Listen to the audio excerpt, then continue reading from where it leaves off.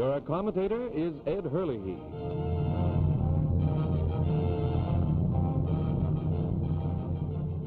Washington, capital of the United States, now the focal point of the free world of tomorrow.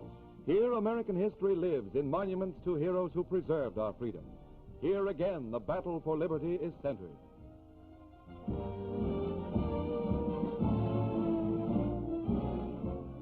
Washington in wartime is people, busy people who pass through these gates in a never-ending stream. Important people, little people, humble people, young and old, all determined to give their best in our nation's hour of peril.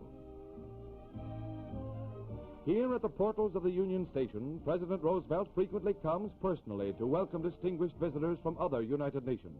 President, King, and Prime Minister feel the genuine warmth and sincerity of a Washington welcome as they pass down historic Pennsylvania Avenue. Through the skyways, statesmen from war-ravaged countries across the seas come to the shores of the Potomac to personally participate in great war decisions. Secretary of State Hull, veteran diplomat, is often present to greet foreign statesmen, or upon their departure, to wish them Godspeed. This newest public building in wartime Washington is among the most frequented.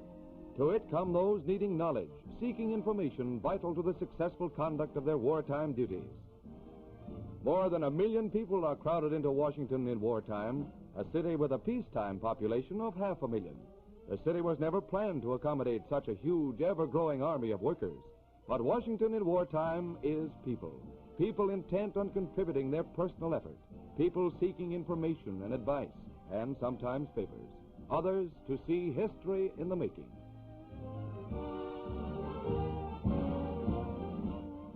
The United States Treasury and its courageous Secretary Henry Morgenthau, Jr. War is never cheap. But as I've said before, it's 1,000,000 times cheaper to win than to lose. But no matter what the cost, the American people are prepared to pay the price of victory. Here at the Bureau of Engraving and Printing, normally engaged in the manufacture of the nation's currency and postage stamps, the presses now have the added burden of printing billions of dollars worth of war bonds and stamps to pay for the planes, ships, and guns that our defenders must have. The nation's war production is in the able hands of Donald M. Nelson. This is the time for teamwork, for you and your government, because we've got a war to win, and we're going to win it. In the same Social Security building is Paul D. McNutt, dynamic mobilizer of the nation's manpower for war. The War Manpower Commission will be the great clearinghouse for all the wartime labor needs, civilian and military. In terms of the war production goals, it will set priorities of jobs, just as priorities have been set for metals, chemicals, and other materials.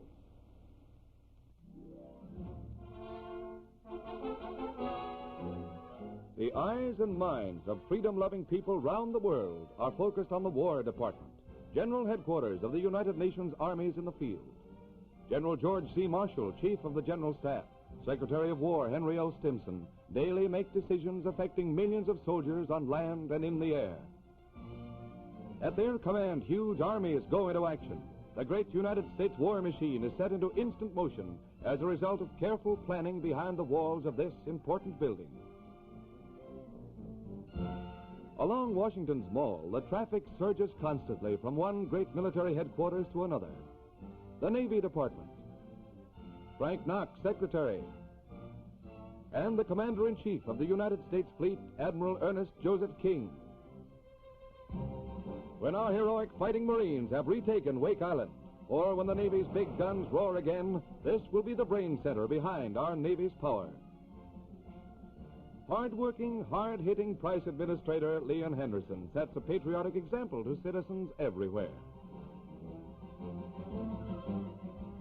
Make no mistake, this regulation is a war measure.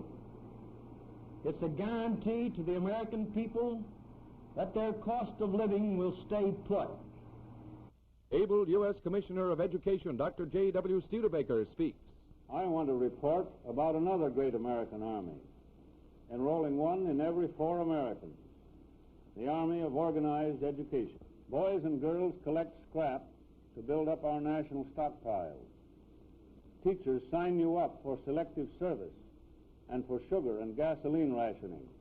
America's Army of Education mobilizes to win both the war and the peace. The Department of Agriculture will loom large when the history of our time is written. Every crop needed to win the war will be produced in enormous quantities as a result of the planning and research centered here. The ponderous, sleepy-looking building of the Department of State is wide awake today, awake with anti-Axis diplomatic problems.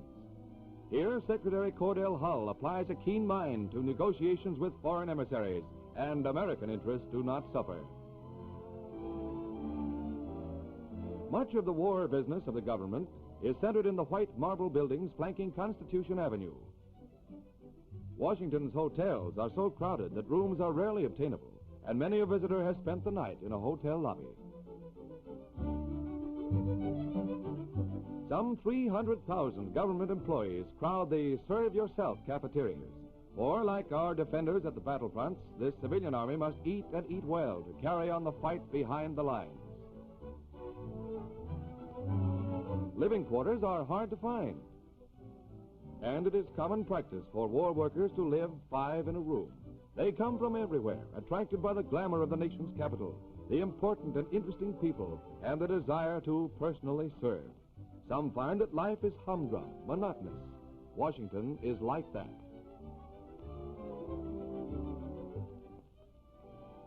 And Washington and the whole nation is what the people make it.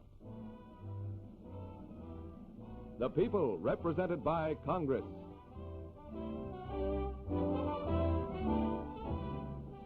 In wartime, the job of a congressman is a hard one. He is the people's employee, and they work him day and night.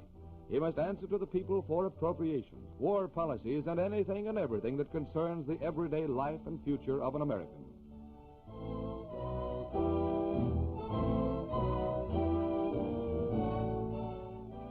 Focal point of all Washington is the White House, home and office of the President. His executive assistants include Marvin McIntyre, enviable custodian of the President's appointment book, and Stephen Early, who reports the White House and the war to the press. Once reporters rushing to telephones smashed the symbolic donkey on his desk.